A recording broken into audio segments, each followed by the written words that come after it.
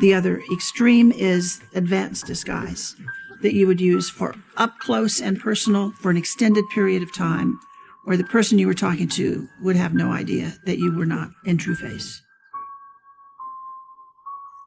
One of the things that was going on when I was chief of disguise was an enormous research program into the new advanced disguise system. It was basically the masks that everybody always wondered if we used masks, and this was the beginning. This is a series of photographs of when I met George H.W. Bush in the Oval Office and revealed to him that I was briefing him wearing a mask. When you go to disguise a person, the general idea is that you're going to meet with someone in this disguise, and they're going to write a memo of the person that they just met with. We want every item in that memo that describes you to be wrong. You have to write the market a little bit here. And the market is that if you have all of the tax breaks, essentially all the tax breaks, all of the benefits flowing to the top 1/10 of 1%, there's never been as great a concentration of wealth, including going back to the Great Depression, ever. And so one of the things that worries me most about that, John, is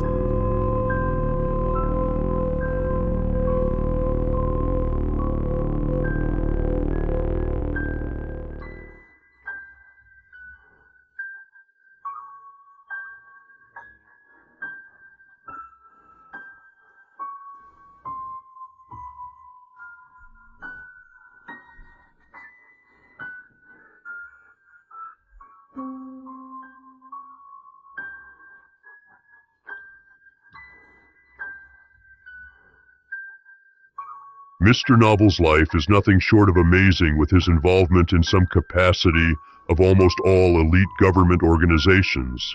The powers that be used to utilize drugs as a way to frame non-cooperative individuals in the 80s and 90s, but now has turned to more diabolical charges stemming from children pornography. Here's a piece of history proving this point. Novel worked as private investigator to the DeLorean Motor Company chairman John DeLorean in 1982, and subsequently became a business partner. DeLorean claimed there was a conspiracy between Britain's Conservative Party and U.S. and British intelligence agents to close DeLorean's manufacturing plant in Northern Ireland. DeLorean's claims relied on Gordon Novel's investigation and resulting evidence. The alleged conspiracy included an attempt to frame DeLorean for cocaine trafficking, against which DeLorean eventually successfully defended himself in the resulting lawsuit. Part of the defense was an audio tape, which was made public by Hustler magazine publisher Larry Flynt, which revealed DeLorean was the victim of a sting operation. When Flynt refused to name Novel as the supplier of the tape, he was charged and convicted to a 5.5-month sentence for contempt of court. Call me as chief investigator like I am for Ramsey Clark. I've been Ramsey's You're chief using investigator. present tense. You're still working with Ramsey. Yeah. I'm still, but I didn't do Saddam. I'm not affiliated with the Saddam defense. I left him out. I'm not bulletproof. Ramsey's got a halo, and nobody wants to kill Ramsey, but I'm not sure they wouldn't do it to me. So I haven't. Let's put it like this: the stories I could tell you, I don't want to tell you about that. It's a very dangerous game, very, very dangerous to defend Saddam Hussein. He's had a couple of his lawyers murdered by the Ministry of Interior, and I think that the whole trial, not saying that Saddam's a good guy, that the whole trial was a charade and it should have been in The Hague, a la Milosevic, and that trying him without a Sunni judge on the bench and assassinating his lawyers is not the way you conduct a trial. You don't conduct a trial by killing off somebody's defense lawyers. I'm amazed that they didn't kill Mr. Clark. Okay, but didn't we set Saddam up to begin with anyway? Yeah. I mean, Saddam was like a saber-toothed tiger, and after the Iran-Iraq war, and he was starving, and he jumped out in the middle of the road to grab an antelope out there he thought he was going to eat, and the next thing he heard was beep beep, and the 18-wheeler ran him down, which was us invading him, Kuwait. Kuwait, I don't think Saddam should have gone to Kuwait. That was a dumb move and a very big mistake, but You got to realize they called his loans, and he didn't have any money to pay them, so he called their country. You know, they should have left him alone and let him restore his economy so that he could pay them off.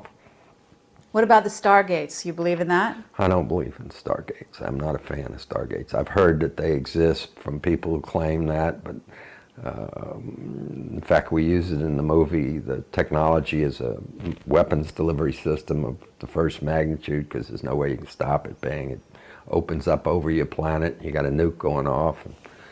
How do you stop that? There's no defense against a Stargate for a weapons delivery system. So if they exist, they're the most formidable weapons delivery system, other than the UFO, that could ever be. So philosophically, I'd like to see the elimination of the forms of government that we have today that basically, they're all over our rights. You know, the Constitution's out the window, Patriot Act is a joke, it's a fascist document. So what do you think of the neocons? Gangsters. I call them gangbangsters. I don't think of anybody that can go off and put a war like Iraq together and kill 150,000 people all deserve to be tried for war crimes. That's what I believe. They ought to all be hung for war crimes. But you were very involved in Waco, isn't that right? Yeah. So what happened with Waco? Because you have a very interesting story along those lines. They murdered them. Right. They mass murdered them. The ATF attacked them, and they got the response that they asked for because they knew what they were going up against, and they blew off the front door and they killed everybody standing around the front door. And they then hid the front doors. After they filled them full of bullet holes, they naturally came and got them and got rid of them. They set the place on fire and they blew them up. And why? I mean, why? Do you know why? Apparently part of the games that they're playing to set us up for 9/11 and some of the other things in order to create us into a neo-fascist political police state. So that was something of the beginning? Quasi-military political police state. Okay, but didn't you tell me that you got the FBI sort of into a corner in that? Yeah, I got him with the FLIR tape. Myself and Bill Colby got together and we discovered that there was a lot of gunshots on the FLIR tape, and the government then put on a charade test of it. The judge was the real culprit in the whole thing. He engineered the whole assassination of all those people. Obliteration.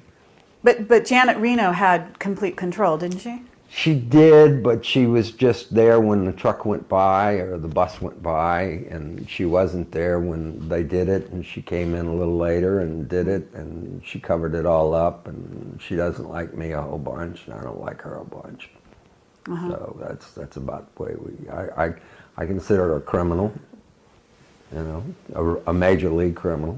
So I consider all those people that assassinated those people, because those were a bunch of innocent people. There were children in there as well. Yeah, they killed 28 kids. I mean, but they've killed 25,000 kids in Iraq, so what's a big deal? Right. Maybe more, 35,000 children have been murdered in this war over there on terror. And how do you have a war on terror? Terror and war are all the same. It's all the same thing. One guy's terrorists and another man's freedom fighters, and vice versa. So it's a BS war, and those people we should get out of there. Okay, what about 9/11? I'm a fan of Jim Marrs. You know, Okay. I'm a believer that we probably had a big hand in doing that too, based upon the demolition of the buildings, and you can see those puffs of smoke coming from the demolition charges off the buildings. That's not. You know, do I believe that they would do something like that? Yeah. Do I believe that they would set it up? My answer is, where's Osama bin Laden? I mean, this government could find a roach in the Brazilian rainforest if they wanted to. So where is Osama?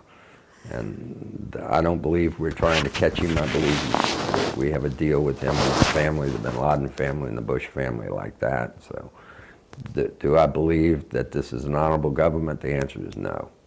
Do I believe that they're murderers and mass murderers? Yes. Do I believe they ought to be prosecuted in an international tribunal as war criminals? Yes. I think we need to get out of Vietnam. I mean, it's not Vietnam, but Iraq. It's not much different. It's a horror story. We're just over there murdering people. We haven't got any justification for it whatsoever. There's no just cause. Sense that you talk about, I don't know, I don't even get the lingo, but you're talking about wet. Well, I mean, when people try to kill you, you do what you got to do to make sure they don't, or if they try to intimidate you, you make sure that they don't do it. Well, do you have a bodyguard? I mean, you're pretty No. brave. I'm pretty good at that myself. So Oh, you are? I can't trust bodyguards. They always end up getting you killed. Really? Yeah. And so, well, do you carry, I don't know, do you carry, as they say? No. I carry a relationship on with the big guy who protects me against assholes. Okay. That's a good way to describe it. What's MJ-12's absolute sort of agenda in your view?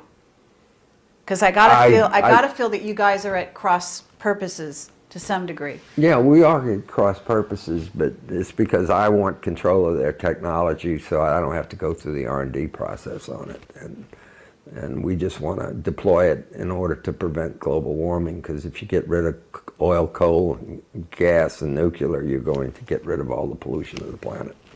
But why wouldn't MJ-12 want the same thing? Part of them do. Because they isn't click that true? their heels to the Bilderbergers, who basically are their power, the greed and power. I mean, they're the bankers of the world. So their desire for power is greater than their desire to protect their children and grandchildren from being buried in the same grave with them. That's how I look at it. Well, you're familiar with Dan Burish, right? Yeah. And you've expressed interest in working with him, isn't that true? Yeah.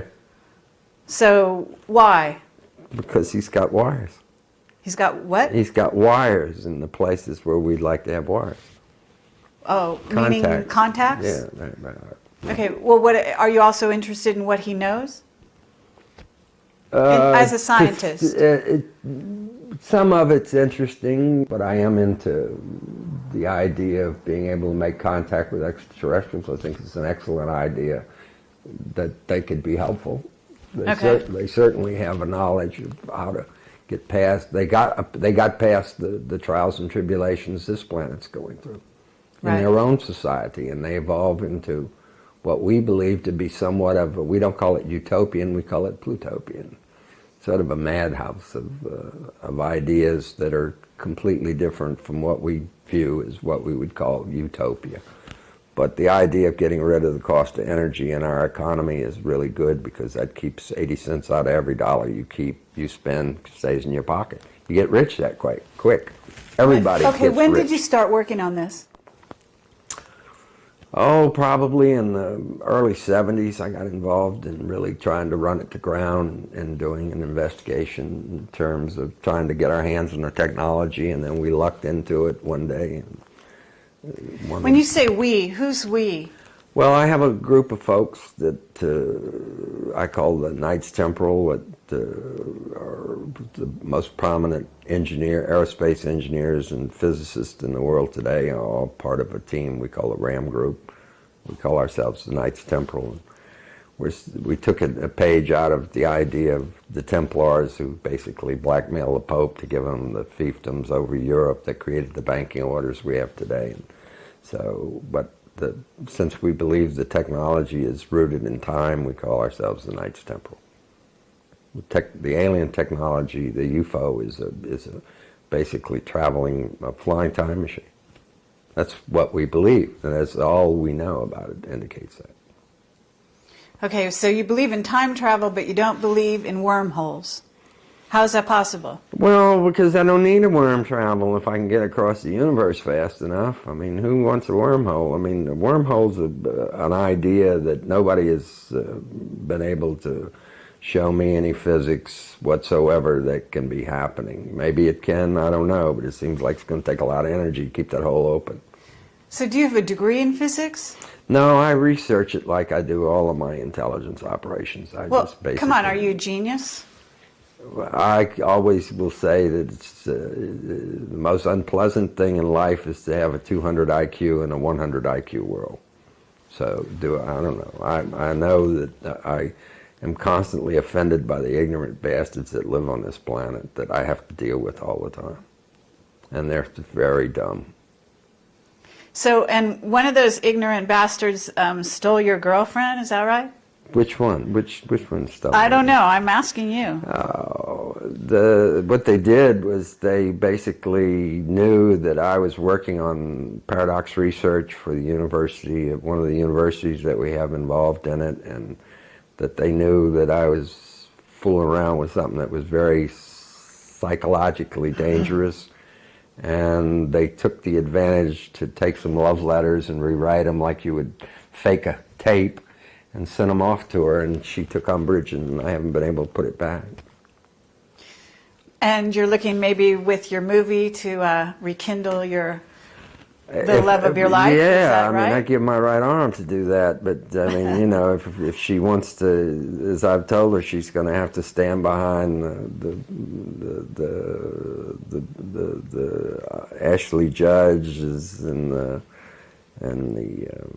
oh, come on Janine now. Turners and the Salma Hayeks to get the job, unless she's sweet. Yeah. Well, I don't know. Okay. So what else can you tell us about why you pursue this with such really almost, I don't know, fanaticism? Pursue what? Your idea for this craft, building a UFO in essence. Well, we're not really interested so much in building the craft. I mean, building a starship's wonderful because the craft are shuttlecraft. The UFO is a shuttlecraft or a starship. Okay. In most instances.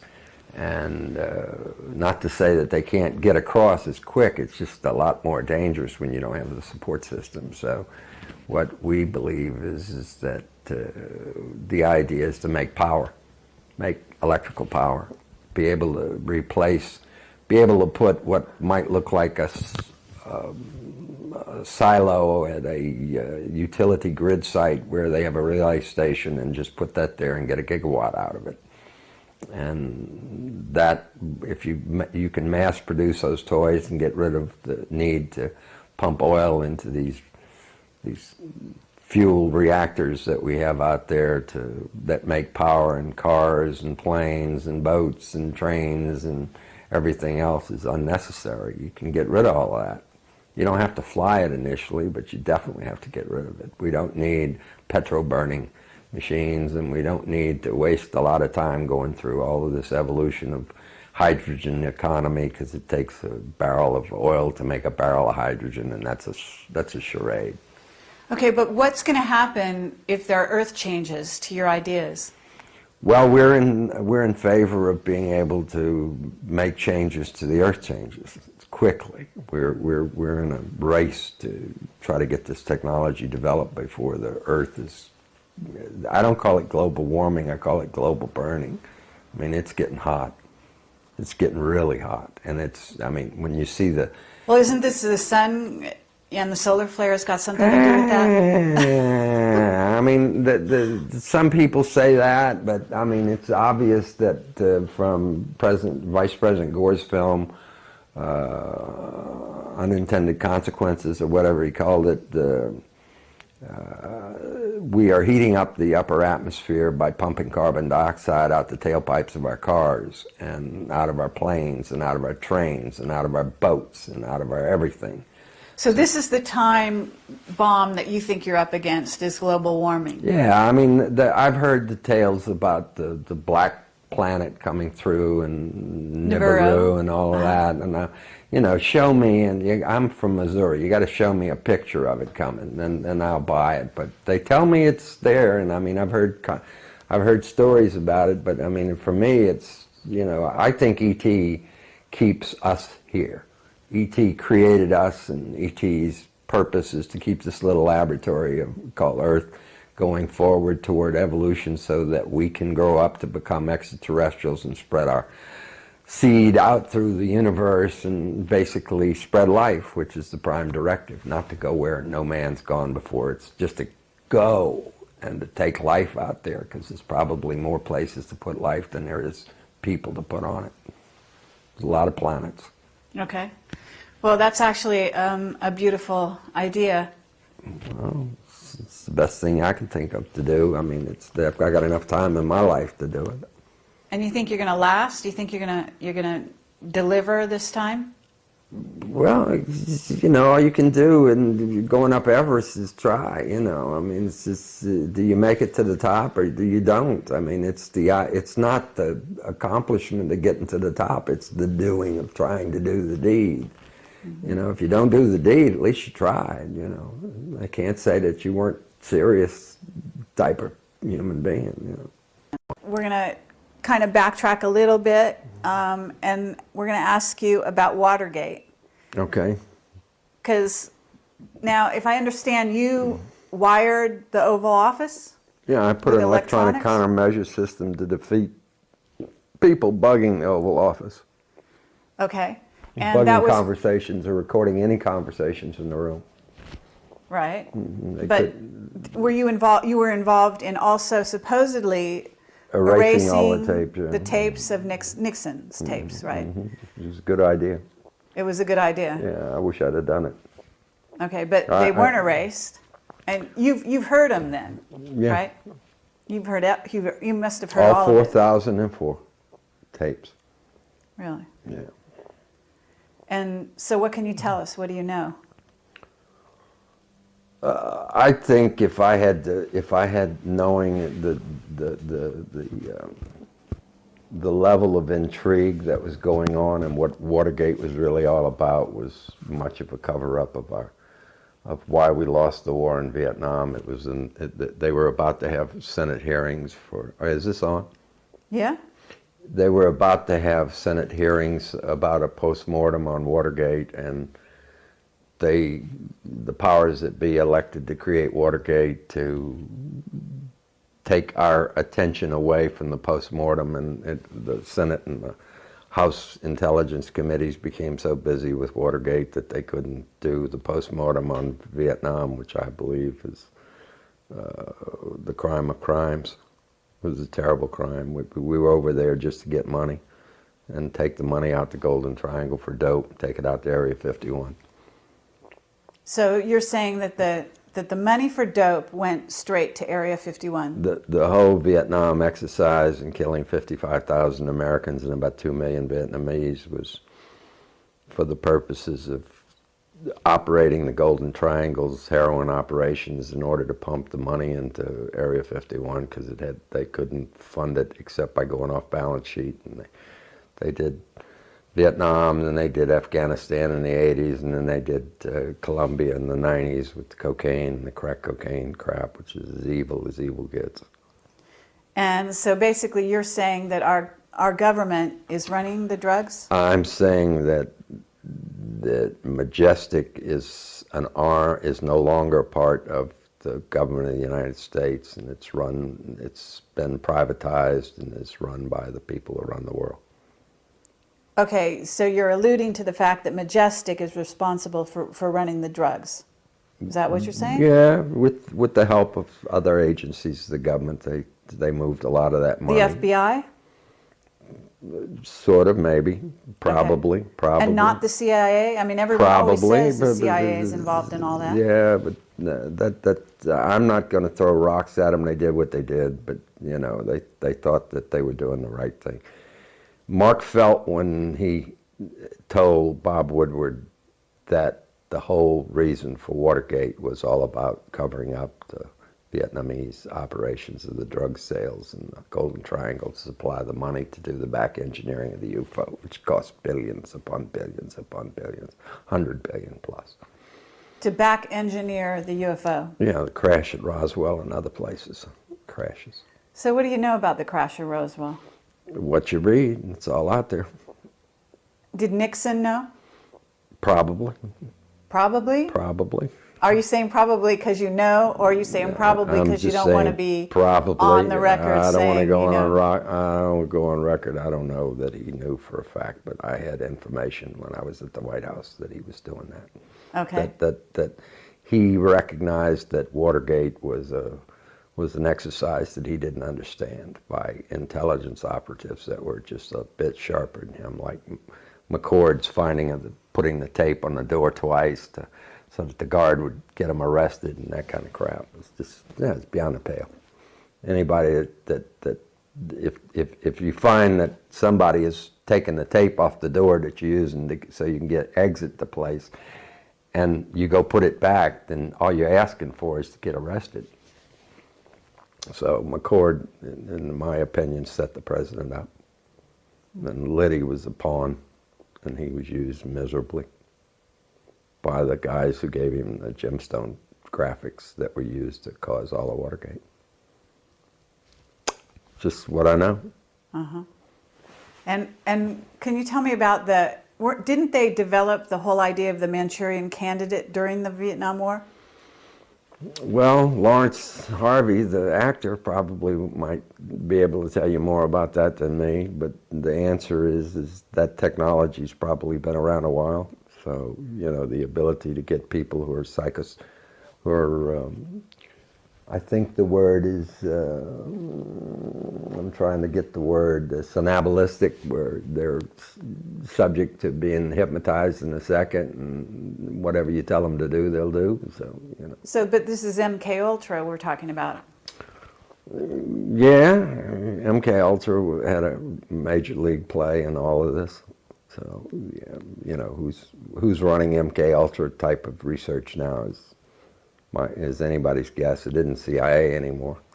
I like to think I had a hand in causing that to go away from Langley. I You mean, want us to believe that Langley's not involved in that, and other people are? yeah. And because you know, the idea is that if one I've side never is working known with that, CIA to be a bunch of assassins. They're just too classy. They're not into whacking people as a course of reality. and you're not holding on to any kind of notion of honor because this is the only shred of honor left on the planet that you can believe in? I have never known anyone that I've ever been associated with in CIA to be a criminal. Ever, ever, ever. Okay, can you tell us about J. Edgar Hoover? He's not a nice guy. I don't think he was a nice guy. Okay, he wasn't a nice guy. He spied on everyone, right? That's indicated, yeah. Okay. That's probably true. And but what did you had some kind of real dealings with Hoover, didn't you? Yeah. Do you want to tell us about that?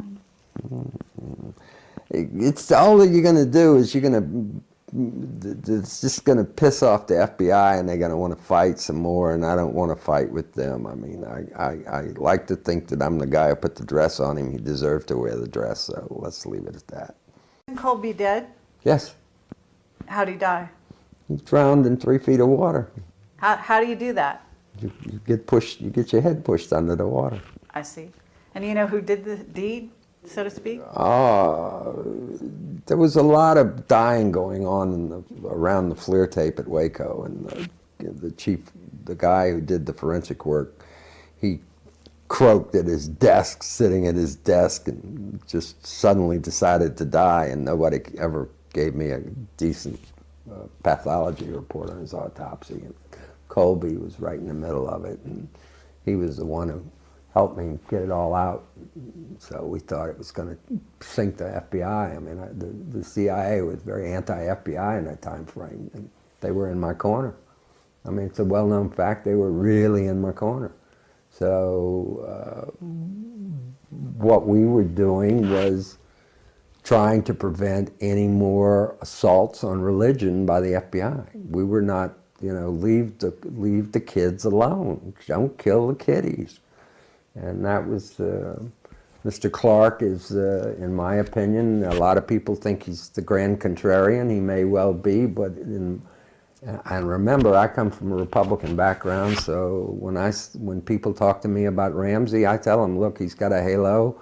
As far as I'm concerned, he ought to be, if I can get him canonized as a saint when he dies, I'm going to do it, because I think he's a saintly man. He's represented all the bad guys over, but they deserve to have the best representation they can get. Everybody deserves a lawyer, okay? I don't care what you accuse people of, they deserve the best representation they can get. And I've known a lot of them over the years, including directors. And what about Bobby Inman? What's he involved in?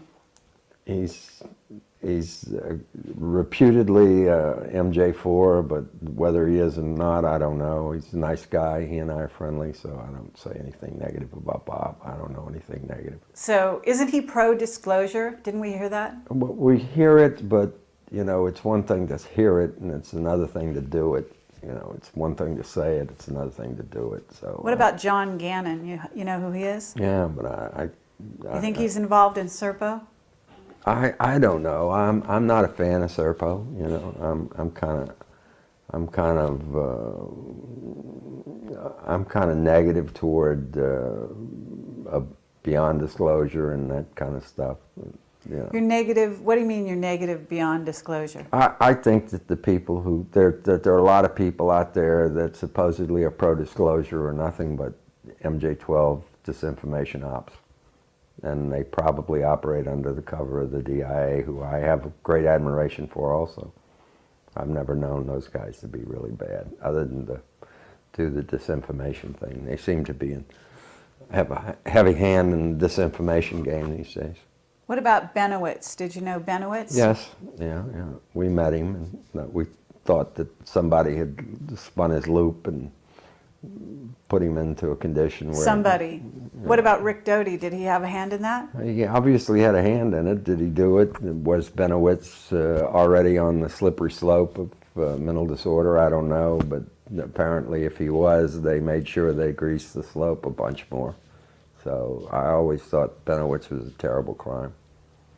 I mean, it's just a criminal activity. Did you know Bill Cooper?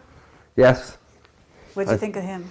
I thought that he ought to, to be very blunt with you, I think Cooper was a patriot in his own way, but he was a bit more aggressive than I am and wanted to fight at every drop of the hat. He once threatened to kill John Lear over me, and I was there the night that he did it, and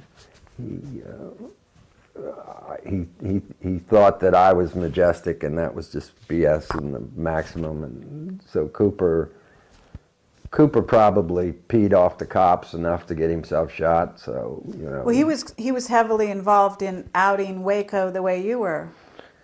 The difference between him and me outing Waco is I was actually physically doing it and putting it into the record of the case. I was actually doing the investigations that brought up all the crap, that, you know, burning them up and gassing them and shooting them and just basically murdering them. When you say you were involved in the investigations, does that mean you do your own investigation, or do you have somebody do it for you? I did my own investigations for Mr. Clark. Yeah, and I provided. Does that him. mean interviewing people? Does that mean researching That paperwork? meant everything. I interviewed all of Koresh's wives and got to talk about his sex habits and da-da-da-da-da, which was cute. And so, yes, I got to interview everybody, and I was well known for doing that. And I was very proud of it. And the fact that we lost is because it says something to do with our fascist judicial system. So do you think that Operation Paperclip, they brought a bunch of Nazis over here?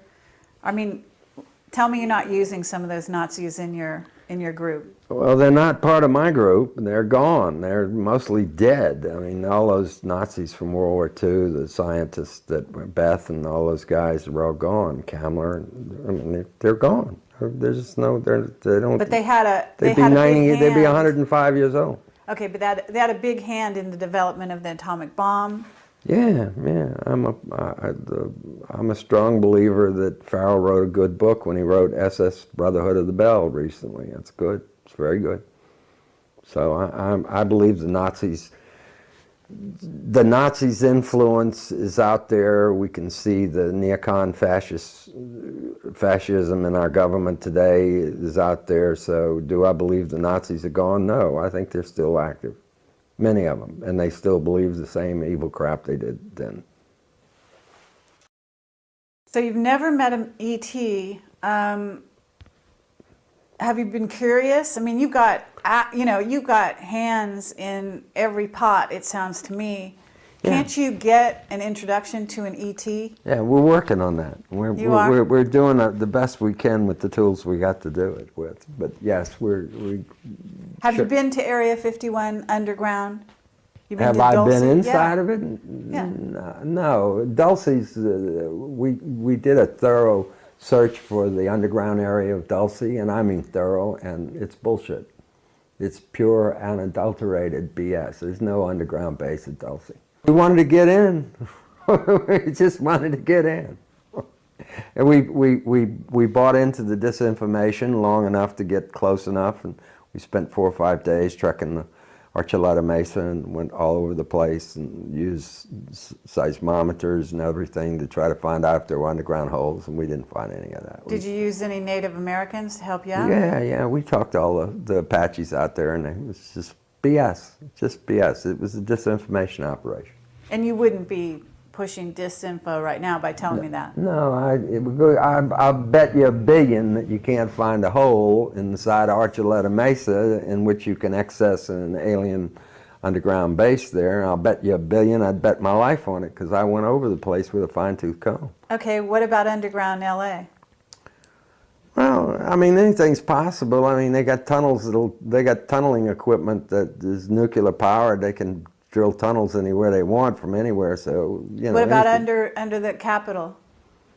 I believe anything's possible if you No, I'm want to not spend the interested in money. what you believe. No, I'm I don't. interested I don't in know what of you any know. underground systems. I'm sure that they exist. I just don't know where You they are. wired the White House, and you don't know if there's an underground base there? Well, you gotta remember, I did that when I was the guy who built the toy that made it work, and so that was why I was there. There was no other reason for me to be there than the fact that I supplied the checkmate system to do it. So obviously, when they needed it installed, I put it in. I put it in there and the Pedernales Ranch and other places. What about Montauk? You familiar with Montauk? Yeah, I don't believe it. You don't? No, What about the Philadelphia? These are. I these are believe your- that the Philadelphia experiment probably took place and that they may have done it, but I have no proof that they did do it. I haven't seen a scintilla of iota of really substantive evidence that any of that's true. It sounds to me like a disinformation story meant to lead you away from the technology. Okay, you familiar with Wilhelm Reich? Yeah. What about Wilhelm Reich and Orgone? I think he just I think he probably got the Food and Drug Administration really angry at him and with his cures, and maybe his cures were real and they didn't want him to do it, and they just said, hey, you got to go. We can't afford you around. You're going to put the doctors out of business, so we're going to put your ass in jail. And they have the capability to frame their mothers, so, and they will. So I'm a real fan of their ability to create fake tapes and fake documents and fake this and fake photographs and fake videos, fake anything. They can fake it all to the point where forensically you can't tell reality from surreality and bullshit. Okay, well, along those lines, I understand that Majestic had a hand in faking emails between you and John Lear that added to the animosity between you. Is that right? Yeah, they did that, and I'm not sure John Lear didn't have a part of it. So, you know, they actually did that, and they faked some other videos. And Are you able to talk about Kit Green at all?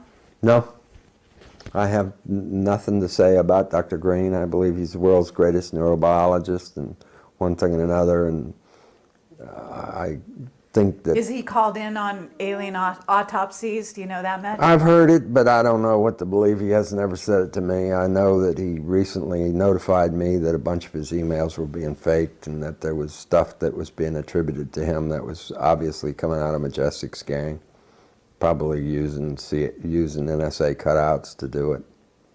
Okay. NSA technology, they can bug your phone, bug your computer, and they can read all your email traffic, and they know exactly what they want to put in your next email in order to destabilize your relationship with whoever you're talking to. So, yeah. But Kit Green's a great guy as far as I'm concerned. I have no problem with Kit. He's not an enemy.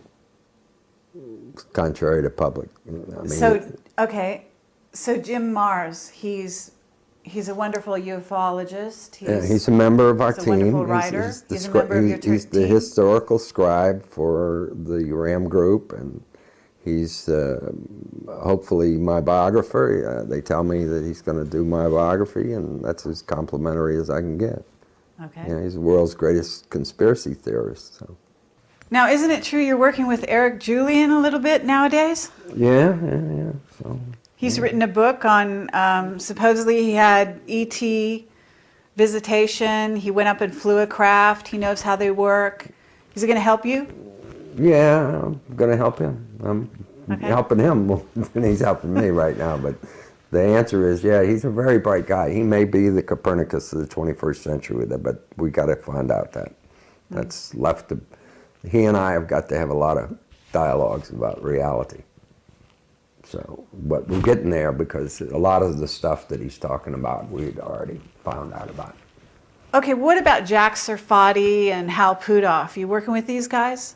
Hal and Jack are like Mike and Ike, or Alphonse and Gaston, or Abbott and Costello, and Laurel and Hardy. I mean, all they do is fight each other and castigate and criticize each other. And, Well, do they know anything? Come on, these Hal yeah, Puthoff is a renowned... they got a. It's sort of like everybody. It's like they've got a little piece of the puzzle. It's like I've got the proverbial elephant. Somebody's got a piece of the tail, and another guy's got a leg, and another guy's got a trunk. Everybody's blindfolded, so they all have a little piece of the elephant, but they don't know the whole elephant. So you know. Do they try to work with you? Oh yeah. Yeah? We get along fine. Okay. I get along fine with Hal and Jack. Jack is sort of bit of a monumental, maniacal ego with a huge NIH, not invented here factor, and Hal is a much more level guy with different ideas. And one of them is into white 0 point, the other one's into dark energy 0 point, and they have their theories, and we don't even believe in any of that. So we have our own theories. Okay. Our theories are based upon having discovered what we have discovered. So I mean, Hal is the chief scientist, and Serfati's welcome to come aboard, but he's got to stop throwing rotten tomatoes at Hal. You know. What do you mean? Hal's your chief scientist? The last time I checked. Really? Yeah. How about that? How about that? Yeah. It's a matter of record. Okay. So they all attend the meetings of the gang whenever the gang's coming together, and they stay tuned to it because it's an alternative. It's an alternative to what they're doing. They got to keep a bet on that horse. It's in a horse race of 3 or 4 horses. You got to keep a bet. You got some remote viewers on your team? Well, Hal Puthoff is pretty much of a remote viewer. I mean, him and Ingo Swann invented this stuff, so the answer is yes.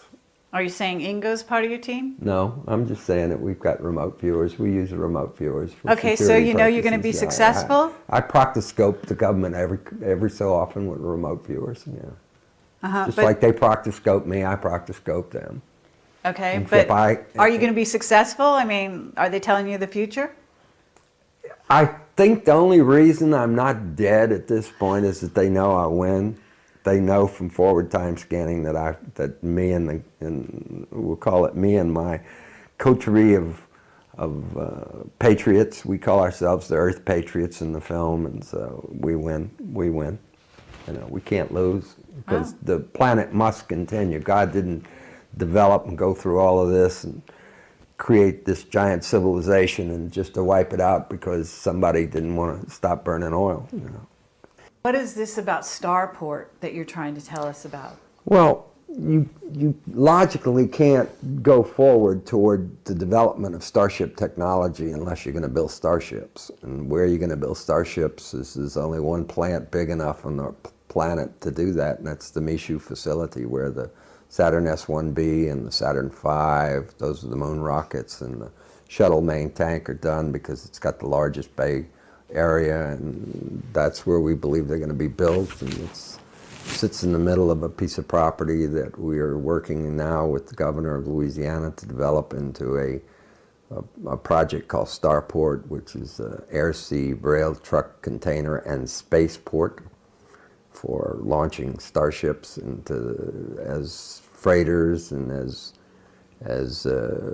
aircraft to move passengers, and you'd probably make it with the right alien with the right anti-grav technology, you can probably make a trip from New Orleans to Shanghai or Osaka in 20 minutes or less.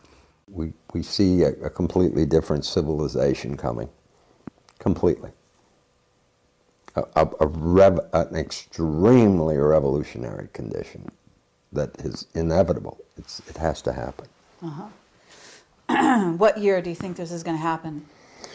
Well, as fast as we can get our little programs rolling along, and they're rolling along real well. So I can only tell you that we look to see the technology begin to go into mass production before the end of the decade. Well, who runs this little consortium that you're putting together? Is it you?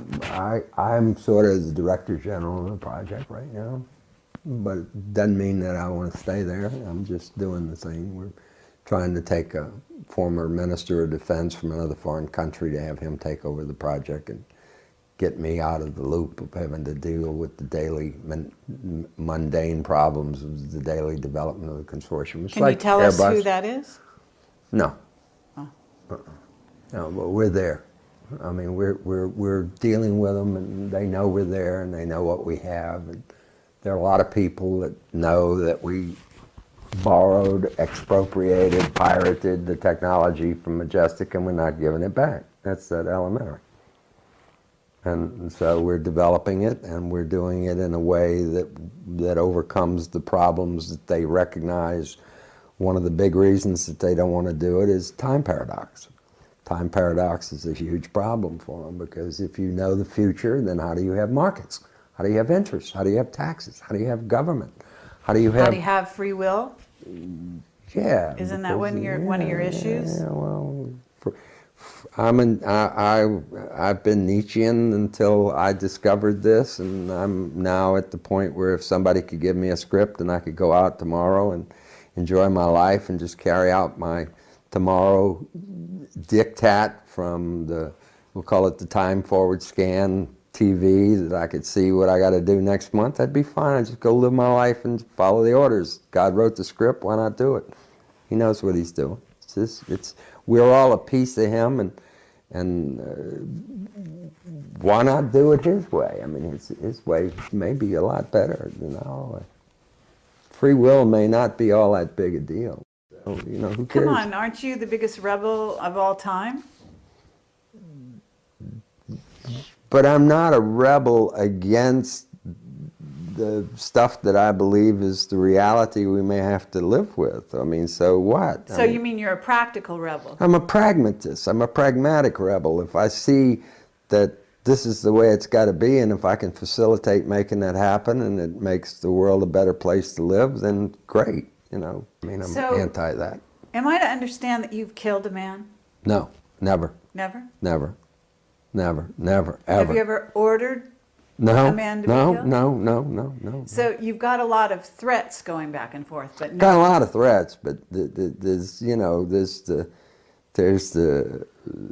you hurt me, I'm going to hurt you back, and how I hurt you back may not be the way you hurt me. And so they know that if you have those kind of capabilities of doing dirty tricks, most people don't want to have a guy who has a philosophy of, if you have nothing to do for the rest of your life, go ahead and pick a fight with me. I was there when the bus went by, and the little door opened on the bus, and a mechanical arm grabbed me and said, "You're going to take this ride down on this bus in history," and that was it. I couldn't get away from it. It was meant to happen. It was there. If I could do it over again, I'd avoid it. If I could go back and say, I'm not going to be Garrison's chief of security, I'm not going to get involved with the White House, I'm not going to get involved with the CIA, I ain't going to get involved with picking fights with Mr. Hoover and that kind of stuff, I would avoid it like the plague, because it cost me a wife, 3 kids, $650 million in 5 years of my life, so I don't want any more of that. And when do you think you're going to actually, I don't know, be successful?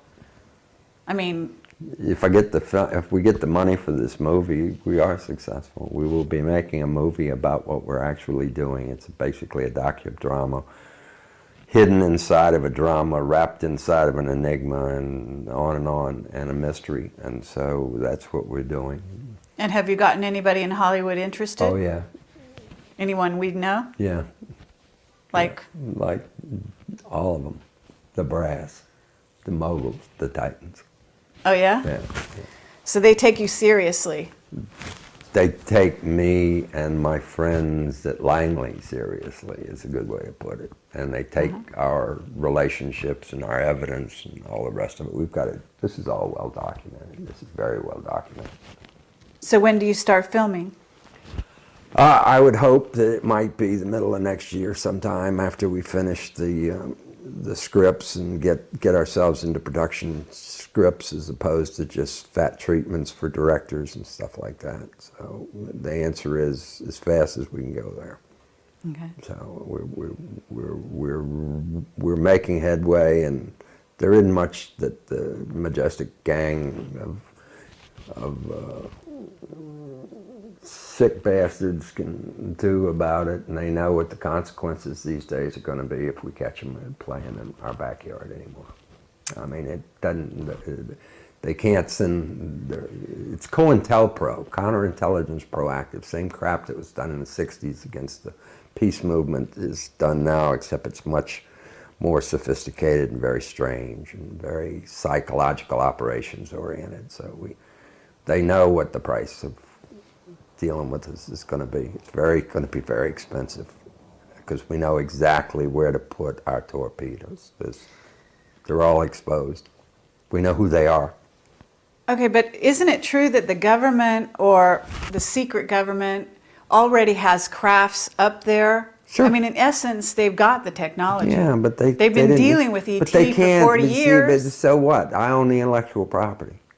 So what is that? I mean, they've been manufacturing craft They're that not. we see in our they're skies. They're not manufacturing a lot of them. You see them They're in not. a lot of places because they move quick, but there's not a lot of them. And so Black triangles. So what? You know, that's nothing more than a UFO inside of something that looks like a F-117A to be able to bullshit the public as they come down the rural farm roads. Is the, gee, that's an F-117 that's just going slow. It's bullshit. It's all games. It's all psyops. Psyops 101. Uh-huh. So, no, I'm not worried about them. I'm not worried about them a bit. They better be worried about us because we are serious guys. And the team is, most of my team are all NSA, CIA, DOD, White House, and we're not somebody you want to go picking a fight with. Okay. And I'm not somebody you want to pick a fight with unless you got nothing to do for the rest of your life. Okay. Well, I have no desire to pick a fight with you. I'm not saying I'm a badass. I'm just telling you that I've had a lot of experience dealing with gangsters, gangbangsters and gangsters of every level in society and in our government. And what's the difference between the mafia and the government if they're trying to kill you? None. Nothing. They're all the same. So all gangsters. If I had to do a biography today, I'd title it "Government by Gangster: My Experiences as a Citizen of the United States of America." How's your conscience? Yeah, I sleep well. You sleep well? Yeah, I used to know Paul Tibbets, and he bombed Hiroshima, and I used to ask him, I said, how'd you, he said, I slept well. He said, so I killed 200,000 people, so what? He says, I stopped a war from killing another 2 million Americans. So, I mean, my conscience, I have no problem with my conscience. I've never done anything that I am really ashamed of. And notorious or quasi-famous or interesting fellow, you know, that type of thing. All I've done is I was there when the bus went by, and the bus of history brought me aboard, and I just took the ride. Why do you think you're not actually interviewed all over the place? Because you know a hell of a lot. Because I avoid it like the plague. If it wasn't for you and I getting along, I wouldn't do this. And the fact is, I want some factious advantage right now, which is to put out enough of this to keep the guys, because we're getting really close to snagging the golden ring, and off the carousel, and I would like to stick around a while, and if you hurt me, you're going to cause a lot of grief, and my son's going to be very angry, and my friends are going to be very angry, and those little CD-ROMs are going to fly all over the planet, and you're not even going to be able to protect the revolution. If you have the revolution without preconditioning in the situation, you'll have chaos. It'll make the crash of 29 look like a tea party. So do they want to fight? Go ahead, pick a fight. You got nothing to do for the rest of your life, go ahead. I'm here. I'm easy. I'm not hard to find. So the bottom line is that we need to go way beyond the Peace Corps, and we need to form entities within our governments, all governments, with the prime directive to establish peace on this planet in this decade. So you want to put on your sunglasses and What for? just to give us the sort of Give you the incognito. I'm not James Bond. We like to think we eat those guys for breakfast, but the bottom line is that we're just human beings. The interview you've just reviewed was the only one ever done with Mr. Novel in detail. Regardless of what we believe with his testimony, the similarities to others that have come forward reflects compelling consistency. Mr. Novel's death is a real enigma.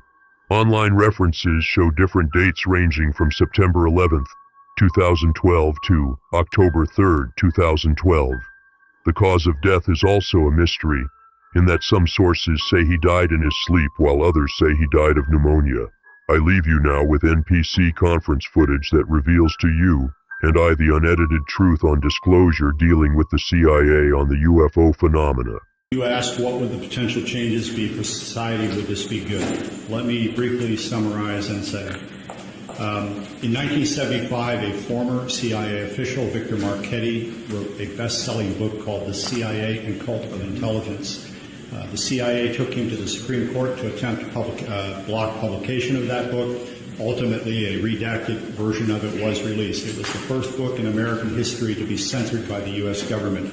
The same Victor Marchetti, in 1979, wrote an article for Second Look magazine. The title, I believe, was How the CIA Views the UFO Phenomenon. He said, among other things, this subject was so sensitive that you did not talk about it in the agency unless you had a need to.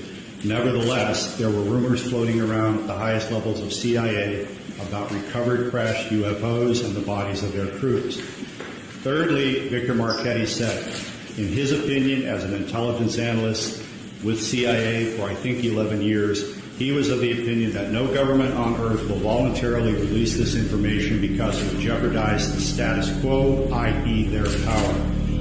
Even if there's no hostile intent or implication to the visitation of these beings, if indeed these are extraterrestrials, even if they're not meaning us any harm whatsoever, governments have nothing to gain and everything to lose by admitting the reality of this.